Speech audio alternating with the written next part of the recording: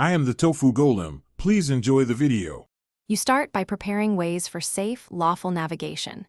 Grant location and notification permissions so alerts arrive in real time, and pick a voice that won't distract you. Once done, enable speed limit and speed trap alerts in settings so you're informed, not surprised. Make sure map display is clear and daytime/night mode switches automatically. These steps reduce sudden maneuvers, help you obey limits, and keep both you and other road users safe while using the app.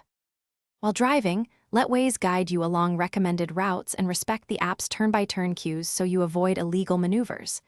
You'll see community reports about hazards, roadworks, and slowdowns. Act on those to reduce risk and keep traffic flowing. Use audio alerts and a secure phone mount so you don't glance down. If Waze suggests an alternate route, evaluate it safely. Signal, check mirrors, then change lanes. These choices keep you compliant with traffic laws and reduce confrontation. At journey's end, clear recent destinations, and, if you prefer, mute or disable microphone permissions to protect privacy.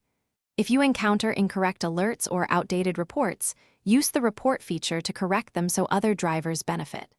Should the app act oddly, no alerts, or wrong location, restart Waze, toggle your phone's location services, and reinstall if necessary. These final steps maintain reliable, lawful navigation and ensure the community-driven data. Thanks for watching.